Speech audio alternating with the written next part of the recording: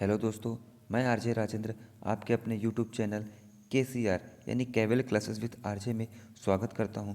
दोस्तों, आज है 16 मई और आज के हम सारे महत्वपूर्ण करंट अफेयर्स जो कि 16 मई को बनेंगे उनको पढ़ेंगे और उनसे जुड़े एक्स्ट्रा फैक्ट्स के बारे में जानेंगे। जैसा कि दोस्तों आपको थंबनेल में दिख रहा होगा, तो ये हमारे मेन क्वेश्चंस हैं। दोस्तों, मैं अनअकैडमी प्लेटफॉर्म में भी पढ़ाता हूँ, तो आप मुझे अनअकैडमी प्लेटफॉर्म में जाकर वहाँ सर्च करेंगे राजेंद्र कुशवाहा, तो आपको मेरा वहाँ पे वीडियो मिल जाएगा देखने को, जहाँ पे मैं बायो पढ़ाता हूँ, मैथ पढ़ाता हूँ और रीजनिंग पढ़ाता हूँ। जिसकी डिस्क्रिप्शन जो लिंक है दोस्तों, वो आपको डिस्क्रिप्शन बॉक्स में मिल जाएगी। ओके फ्रेंड्स, तो चलिए दोस्तों आज स्टार्ट करते हैं आज के पहले क्वेश्चन से। सो फ्रेंड्स, आज का पहला क्वेश्चन है, हाल ही में अंतर्राष्ट्रीय परिवार दिवस कब मनाया गया? चार ऑप्शन आपको दिए गए हैं, 13 मई, 14 मई, 15 मई या दोस्तों 16 मई को। सो फ्रेंड्स, इसका राइट आंसर हो जाता है आंसर नंबर सी यानी कि 15 मई। तो अंतर्राष्ट्रीय परिवार दिवस हर साल 15 मई को विश्व स्तर पर मनाया जाता है। यह दिन परिवार के महत्व और परिवारों के विकास में अंतर्राष्ट्रीय सामुदायिक की भूमिका के बारे में जागरूकता फैलाने के लिए है। यह एक खुशहाल और स्वस्थ परिवार को बताने के लिए मनाया जाता है। ओके फ्रेंड्स, बात करें दोस्तों, ये जो अंतर्राष्ट्रीय परिवार दिवस है वो अंतर्राष्ट्रीय या sorry United national general assembly ने 9 दिसंबर 1989 के प्रस्ताव पर ये मनाना शुरू किया था। दोस्तों, इसकी जो शुरुआत है या इसका कहें उद्देश्य है, तो इसका उद्देश्य दुनिया भर में परिवार के बेहतर जीवन स्तर और सामाजिक प्रगति के लिए लोगों को प्रोत्साहित करना है। ओके फ्रेंड्स, चलिए आज सो आई होप दोस्तों ये आपको क्लियर होगा। और दोस्तों इस एक और बात बता दें कि ये महासभा द्वारा यूएन महासभा द्वारा 1993 में इस प्रस्ताव को पास किया गया था। ओके, चलिए अगले प्रश्न की तरफ बढ़े फ्रेंड्स। तो अगला प्रश्न है, हाल ही में किसके द्वारा world economic situation and prospectives report जारी की गई है? चार ऑप्शन आपको दिए गए हैं, संयुक्त राष्ट्र, यूनाइटेड किंगडम, रूस या दोस्तों इजराइल। सो फ्रेंड्स, इसका राइट आंसर है आंसर नंबर ए यानी कि संयुक्त राष्ट्र यानी कि यूएन। तो संयुक्त राष्ट्र द्वारा वर्ष के बीच में जारी की जाने वाली यानी 2020 के मध्य की अपनी report world economic situation and prospectus report में यूएनए ने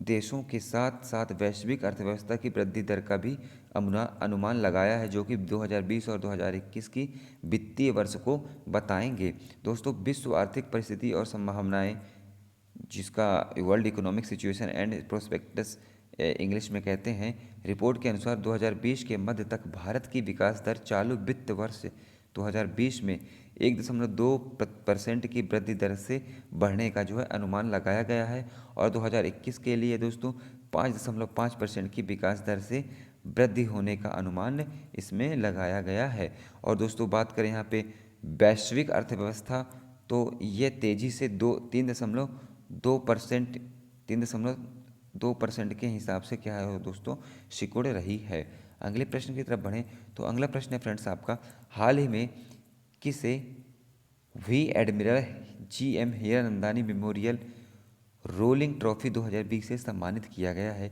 चार ऑप्शन है, lieutenant commander Akshay Kumar, admiral Karambir Singh, Manoj Mukund Naravane या इनमें से कोई नहीं।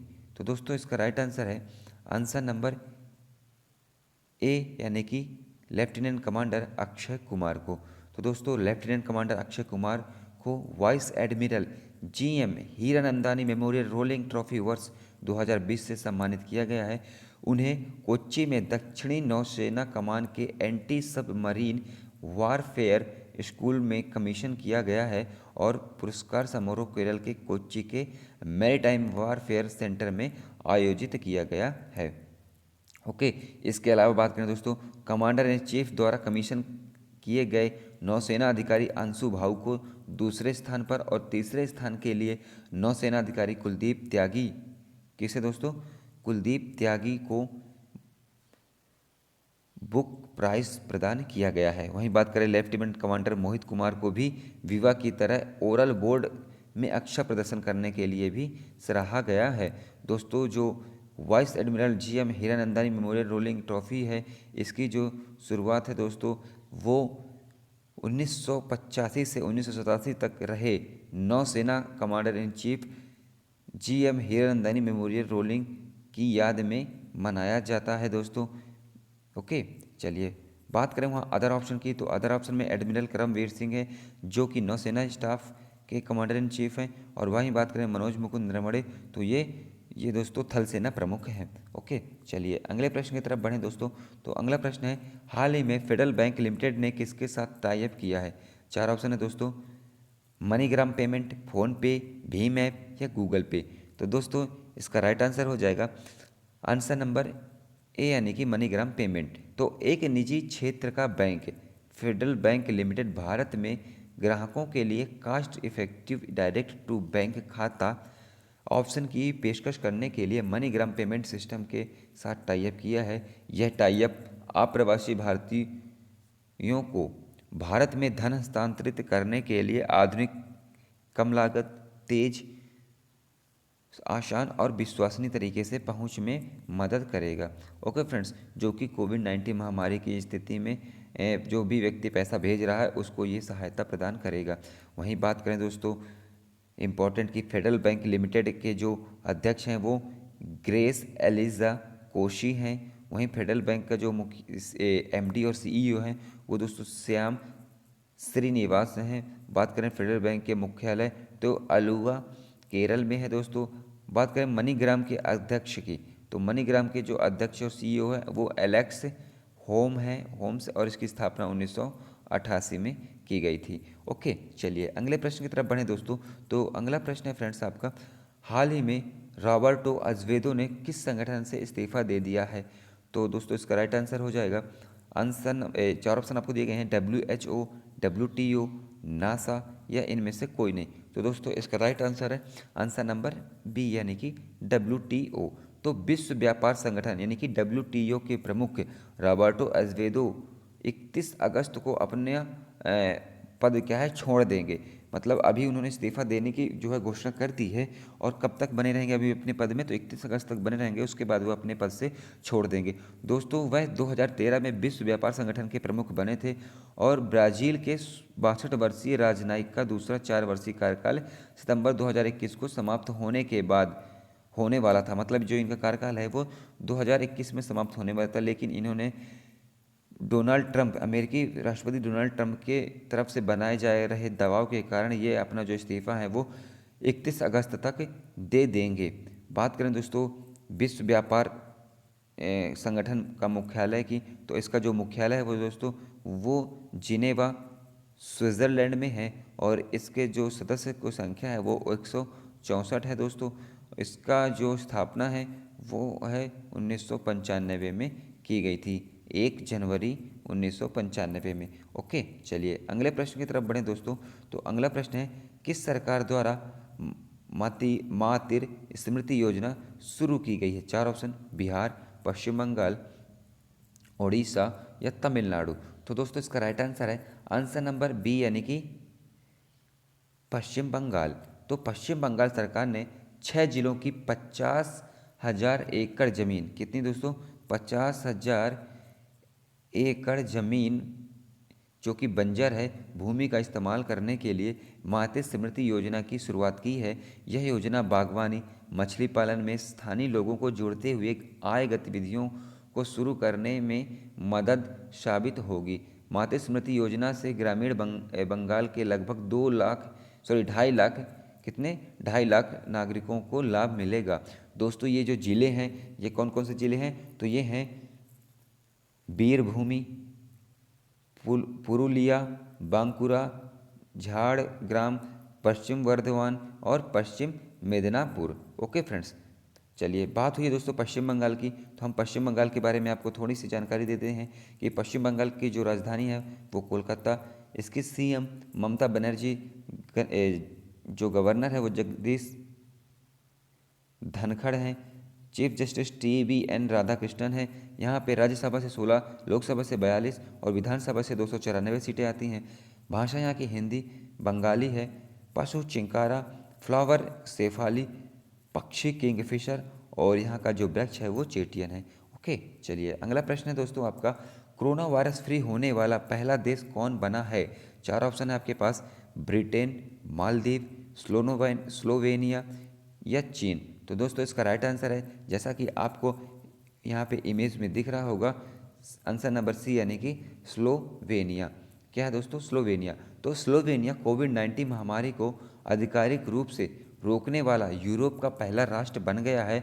अब स्लोवेनिया ने अन्य यूरोपीय देशों से प्रवेश करने वाले लोगों पर सख्त प्रतिबंध लगा दिया है। दोस्तों स्लोवेनिया में अब तक 1464 मामले सामने आए थे, जिसमें से 103 लोगों की ही केवल मौत हुई थी। ओके फ्रेंड्स, बात करें दोस्तों स्लोवेनिया, तो स्लोवेनिया की राजधानी है दोस्तों क्या?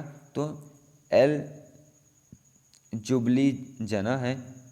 यहाँ की जो मुद्रा वो यूरो है दोस्तों, और यहाँ के जो प्रधानमंत्री हैं वो जनेजा जनाजा ही हैं। कौन है? जनेजा जनाजा हैं। ओके, चलिए अगले प्रश्न की तरफ बढ़ें दोस्तों।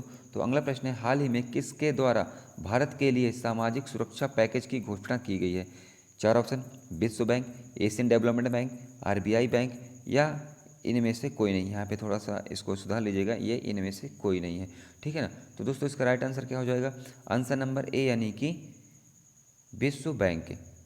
तो कोविड-19 महामारी के मद्देनज़र विश्व बैंक ने भारत के लिए $1 बिलियन, कितना दोस्तों? $1 बिलियन सामाजिक सुरक्षा पैकेज की घोषणा की है। यह पैकेज भारत सरकार द्वारा शुरू किए गए कार्यक्रमों के लिए होगा। ओके फ्रेंड्स, अब इसकी जो किस्त है दोस्तों वो 2 किस्तों में से पैसा दिया जाएगा। तो पहली किस्त 2020 वित्तीय वर्ष 2020 के लिए 750 मिलियन और दूसरी जो किस्त है वो 2021 के लिए $250 मिलियन जो है प्रदान की जाएगी। अब बात हुई दोस्तों विश्व बैंक के, तो विश्व बैंक के जो अध्यक्ष हैं दोस्तों वो कौन है? तो डेविड मलपास जी हैं, और विश्व बैंक का जो मुख्यालय है वो वाशिंगटन DC में, जो कि अमेरिका में स्थित है। ओके, चलिए अगला प्रश्न की तरफ बढ़ें। तो अगला प्रश्न है, किसके द्वारा COBAS 6800 टेस्टिंग मशीन राष्ट्र को समर्पित की गई है? 4 ऑप्शन आपको दिए गए हैं, डॉक्टर हर्षवर्धन, राकेश शर्मा, सुजीत कुमार या रमेश पोखरियाल। तो दोस्तों इसका राइट आंसर हो जाएगा आंसर नंबर ए यानी कि डॉक्टर हर्षवर्धन। तो केंद्रीय स्वास्थ्य और परिवार कल्याण मंत्री डॉक्टर हर्षवर्धन ने CBOS 6800 नामक कोविड-19 टेस्टिंग मशीन राष्ट्र को समर्पित की है, जिसे दोस्तों दिल्ली में राष्ट्रीय रोग नियंत्रण केंद्र में स्थापित किया गया है। ये जो मशीन है दोस्तों वो RT-PCR टेस्ट करने के लिए पूरी तरह से स्वचालित हाई एंड मशीन है। यह मशीन उच्च मात्रा और अच्छी गुणवत्ता टेस्टिंग प्रदान करेगी, जो 24 घंटों में लगभग 1200 नमूनों का परीक्षण करने में सक्षम होगी। ओके फ्रेंड्स, बात करें दोस्तों राष्ट्रीय रोग नियंत्रण केंद्र की, तो इसकी जो स्थापना है वो 1909 में, कब हुई थी दोस्तों? 1909 में, और इसका जो मुख्यालय है वो नई दिल्ली में है, और डायरेक्टर सुजीत कुमार जी हैं। कौन है दोस्तों? सुजीत कुमार हैं। ओके, चलिए अगले प्रश्न की तरफ बढ़ें। तो अगला प्रश्न है, हाल ही में किस देश के द्वारा चावल निर्यात संवर्धन मंच की स्थापना की गई है?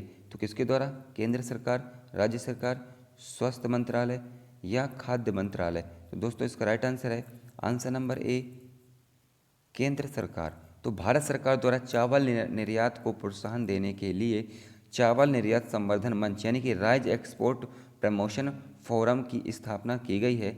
चावल निर्यात संवर्धन मंच की स्थापना कृषि और प्रसंस्कृत खाद्य उत्पाद निर्यात संवर्धन विकास प्राधिकरण यानी कि APEDA, agriculture and proceed foods export promotion development authority APEDA के तत्वावधान पे की गई है। ओके फ्रेंड्स, चलिए बात करें दोस्तों नेक्स्ट क्वेश्चन की। तो अगला क्वेश्चन है आपका, किसके द्वारा ICGM सचेत और 2 इंटरसेप्टर नौकाओं का जलावरण किया गया है? 4 ऑप्शन, अमित शाह, निर्मला सीतारमण, राजनाथ सिंह या करमवीर सिंह? तो दोस्तों इसका राइट आंसर है आंसर नंबर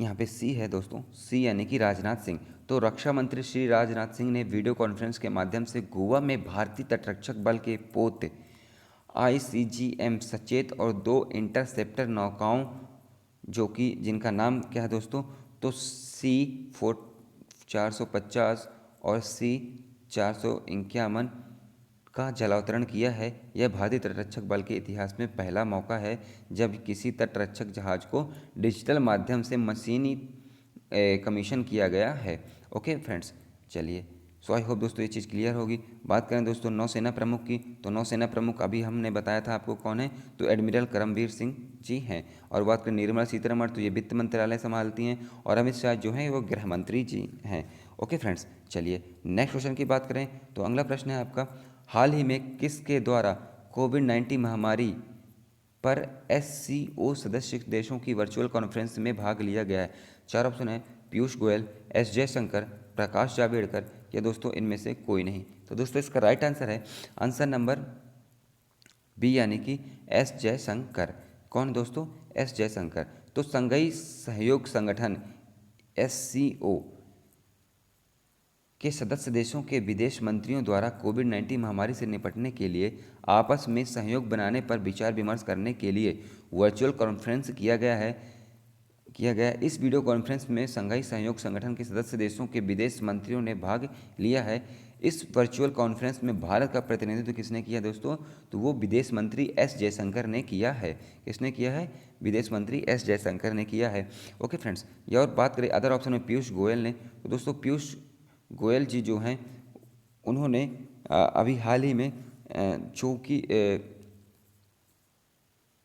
अभी एक कॉन्फ्रेंस हुआ था उसमें उन्होंने भाग लिया है।